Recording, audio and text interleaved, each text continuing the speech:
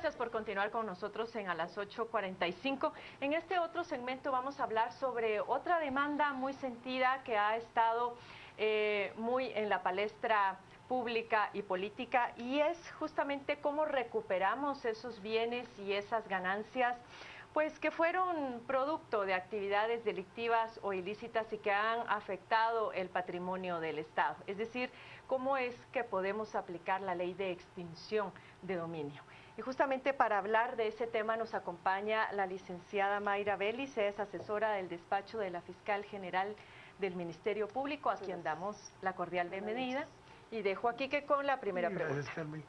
Gracias por acompañarnos hoy y hablar de un tema que es un poco complejo, porque es una normativa relativamente reciente, pero más que eso, distinta en algunos aspectos, especialmente con la carga de la prueba, con relación a este caso. Expliquemos un poco simplemente la definición, qué quiere decir extinguir el dominio de una propiedad antes de entrar a cuál sería el proceso para la extinción de dominio. Muy bien, muchas gracias, buenas noches, gracias por la invitación. Pues para comentarles el tema efectivamente de la extinción de dominio es un tema totalmente diferente a lo que en el imaginario social y en el imaginario judicial entendemos como un proceso penal, pero sí está vinculado de alguna manera con el tema de la comisión de delitos. El objeto básicamente es extinguirle a las personas que han cometido un acto delictivo los bienes que son producto del mismo. ¿Por qué? Porque cuando la parte filosófica de la normativa fue que a los delincuentes, especialmente los que están en el tema de la criminalidad organizada, se les mandaba a prisión, pues no pasaba mayor cosa, las estructuras se refundaban, se reorganizaban y venían otras personas a la misma. Sin embargo, el hecho que a la persona le extraigan sus bienes, porque la motivación del delito es tener bienes, y al extraerle los bienes ya eso iba a mermar de alguna manera la motivación que se tenía con la comisión del delito. En cuanto al proceso que mencionaba aquí, que la duda está, siendo que Roxana Valdetti todavía no ha sido ligada a proceso porque el Ministerio Público aún no tiene las pruebas, aparentemente para poder hacerlo, ¿es posible aún en esas circunstancias aplicar la ley de extinción de dominio? Sí, porque esa es precisamente la razón de ser de una ley polémica que de alguna manera en algún momento se discutió en el foro jurídico, que no necesita ninguna decisión previa ni posterior de un juez del orden penal para poder hacerse la extinción del dominio. Es lo que el artículo 7 llama la autonomía de la acción. Así o sea, es. Permite llevar a cabo la extinción de dominio sin que haya de por medio una persecución penal en contra de la persona que está siendo extinguido su dominio. Así es, eso es correcto. La lógica de esto, Mayra, es que justamente puede ser complejo poder llegar a comprobar a cierta extensión la comisión de un acto penal, pero puede ser más sencillo extinguir el dominio de bienes que a todas luces no corresponden al ingreso o al modo legal de operar de una persona teniendo ciertos bienes a su disposición. Correcto, lo que sucede es que la polémica de la ley en su momento y aún ahora el análisis siempre de una norma siempre va a ser propicio en un foro jurídico, es que estamos acostumbrados a que en función de la comisión de un delito y la sanción penal, es decir, una sentencia condenatoria, entonces procedíamos a las responsabilidades civiles que no tenían ninguna relación con la extinción del dominio. En ese sentido, el procedimiento, como ustedes lo dicen y para que las personas que ven el programa sepan, es autónomo totalmente, el Ministerio Público lo puede iniciar de oficio y el procedimiento es precisamente la comisión de muchos delitos, entre ellos lavado de dinero, narcotráfico, trata de personas, prevención y represión al terrorismo, entre otros, y lo que sucede ahí es que al análisis que hace el ente investigador, si establece que una persona tiene bienes muebles, inmuebles, que no representan o no tiene una razón propia de sus ingresos. Ya. Ahora, aquí el problema está en la identificación y localización de esos bienes, porque sabe que muchas veces uno de los obstáculos es que las direcciones no existen, por ejemplo. Este sería una de las razones por las cuales el día de hoy se llevaron a cabo alrededor de 14 y 18 allanamientos a propiedades de Roxana Valdetti, ¿o es por otro proceso? Es decir, ¿sería parte de este proceso de localización de esos bienes inmuebles? No, les voy a explicar. El día de hoy no se llevó a cabo ningún allanamiento. En el marco de la investigación del caso conocido públicamente como La Línea, se han efectuado desde el 16 de abril que se desata ya públicamente el caso, más de 44 allanamientos. Como consecuencia que en el día de las aprehensiones se encontraron más de 150 dispositivos que han revelado información como parte de la investigación. Entonces se han hecho esos allanamientos como parte de la misma investigación. Le replanteo un poco en la línea en la que iba Carmen. Un ejemplo concreto. Ayer, 4:30 de la tarde, Juan Gaviota o Marina del Sur se apersona un equipo no a efectuar un allanamiento, pero a efectuar una visita de comprobación ocular de un bien inmueble ubicado en ese territorio, en ese sector, que aparentemente podría estar vinculado a Roxana Valdetti. Ingresan, validan, verifican, toman fotografías, toman videos. De hecho está ahí el hijo de la ex vicepresidenta que viajó hoy, curiosamente, a México. Está ahí en ese bien inmueble y se queda documentado y levanta un acta. Estos fiscales y estos auxiliares que llegaron al punto. Esto basado, entendería yo, Mayra, en el artículo 13 de esa misma ley, que les permite iniciar una investigación y actuar sin orden judicial para hacer este tipo de visitas. Lo que sucede es que eso no es un allanamiento. Correcto, por eso dije, no es un allanamiento, es una visita amparada en ese artículo 13. Sí, lo que sucede es que recuérdense que el Ministerio Público, partiendo del Código Procesal Penal, tiene la obligación de hacer todo lo diligentemente posible para asegurar las resultas de una investigación y asegurar como consecuencia, en el caso de extinción de dominio, los bienes. ¿Para qué? Para evitar que posteriormente ya no se puedan recuperar. Esa es parte de la investigación, es la diligencia debida de una investigación. Entonces, es parte de la investigación en el contexto de los casos que están en este momento en... Y en función de esa visita y esa investigación, si lo considera entonces ya este delegado fiscal o el fiscal designado, solicita ya al juez de extinción de dominio que proceda contra ese bien. Sí, en el caso de la extinción de dominio hay cosas muy particulares. No hay un plazo para hacer esa investigación preliminar, podríamos decir. ¿Por qué razón? Porque efectivamente la ubicación de los bienes, el establecer objetivamente, el establecer con responsabilidad si la persona realmente tiene los bienes que se denuncian por cualquier medio, porque esa es la forma en cómo se debe trabajar. Entonces, al tener ya todo su documentalmente probado que puede proceder a la extinción del dominio, entonces hace su gestión ante el juez correspondiente. ¿Y puede haber extinción de dominio aún para cuentas que se hayan depositado en el extranjero o propiedades que se hayan comprado en otros países?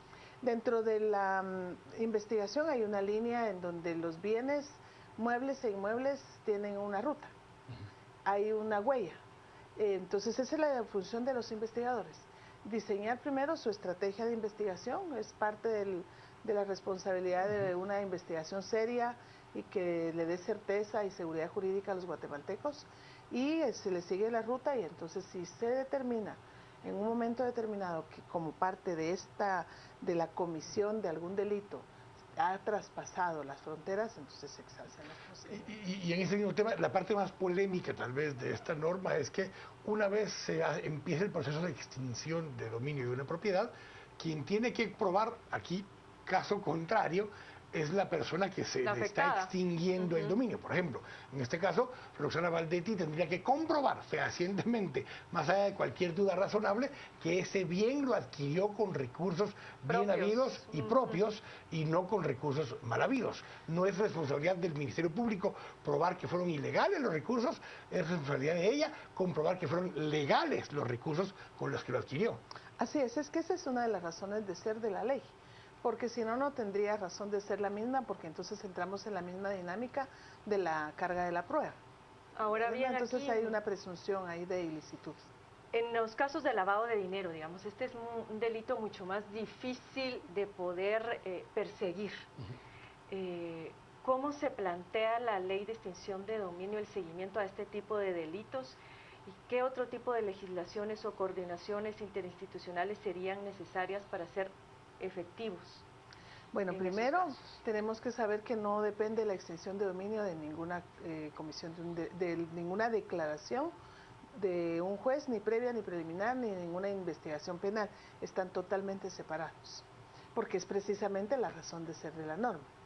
Entonces, en el caso de la extinción del dominio, como hay una obligación de persecución penal de oficio, en el caso que así se inicie, pues se puede enterar por cualquier medio. Y por cualquier medio aún con la legislación que tenemos actualmente respecto al secreto bancario, por ejemplo. Sí, sí, porque en la misma normativa de la ley de extinción de dominio hay una disposición que debe haber una colaboración interinstitucional y por supuesto que los bancos, la Intendencia de Verificación Especial son los entes importantes en el tema de la persecución o la investigación de los bienes.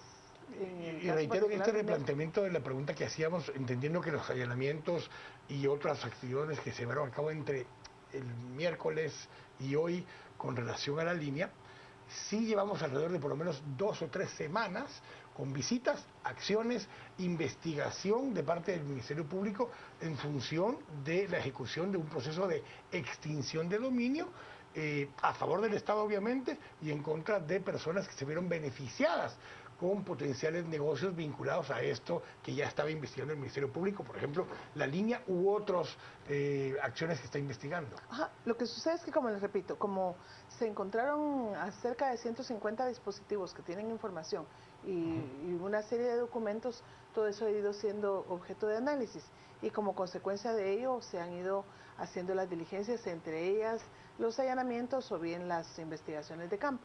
Eso va a revelar en un momento determinado la comisión del delito, pero separadamente puede existir la posibilidad de que haya una extinción de dominio ahí. ¿Cómo previene la ley que, por ejemplo, estas propiedades que va a recuperar el Estado o estas cuentas monetarias no sean luego obtenidas nuevamente por otras personas que están en actividades ilícitas? Por ejemplo, en el caso de Roxana Valdetti, había sospecha de que había adquirido algunas propiedades que habían sido de narcotraficantes y justamente producto de la ley de extinción de dominio. Bueno, todo eso es objeto de la probanza, ¿verdad? Eso es un tema muy delicado en donde hay que probarlo todo y nosotros como Ministerio Público, por supuesto, no vamos a una audiencia, no vamos a un debate sin tener la certeza, no de la condena, sino la certeza de que tenemos el elemento probatorio suficiente para poder demostrarle al juez que la persona es responsable. Y le quiero regresar a una pregunta que le hacía hace un momento, o un ejemplo que le hacía hace un momento, porque las personas podrán asumir, bueno, pero si las propiedades están a nombre de sociedades anónimas o de estructuras que no necesariamente están vinculadas a la persona en sí mismo.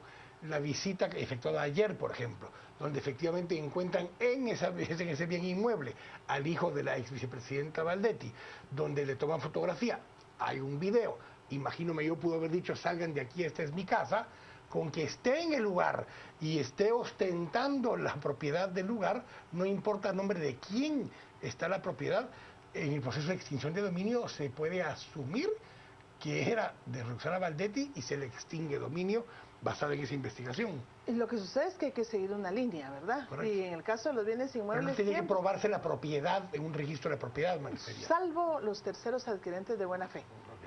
Porque sí hay una salvedad. Salvo porque precisamente en el caso de las sociedades anónimas, que hubo una modificación a la ley mercantil que ya no pueden ser anónimas. Debido ya precisamente...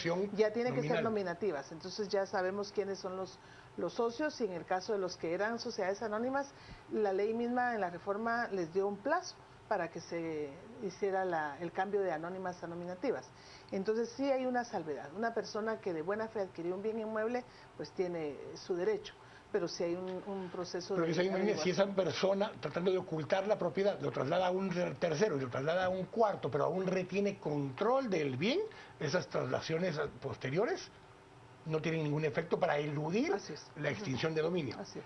Muy bien, vamos a ir a nuestras redes sociales para ver qué dicen nuestros televidentes. Juan Carlos.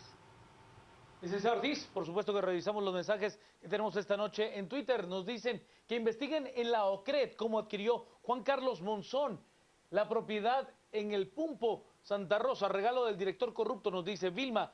Es muy extraño que Valdetti no haya sido hallada en ninguna de sus 18 propiedades. ¿Dónde está la R? Es lo que pregunta Vilma. Mike, con que proceda con la extinción de dominio, con su sueldo Valdetti nunca podría amasar esa riqueza ni en 60 vidas. Mario, a Roxana Valdetti solo con querer imponer el fraude del agua mágica basta para iniciarle un proceso. Nos dice también Vilma, le dieron demasiado tiempo a Valdetti para poner sus bienes a nombre de otros, va a ser poco lo que se recupere, es lo que nos dicen. Nosotros cerramos aquí la etapa de las entrevistas, entramos al debate a través de las redes sociales. Esta noche utilizamos el hashtag Cambios Ley Electoral. Cambios Ley Electoral será nuestro hashtag de la noche. Hablamos acerca de esta propuesta presentada por el Tribunal Supremo Electoral ante el Congreso de la República para modificar la ley electoral y de partidos políticos. Pausa y entramos ya al debate. Quique Godoy y Estuardo Zapeta.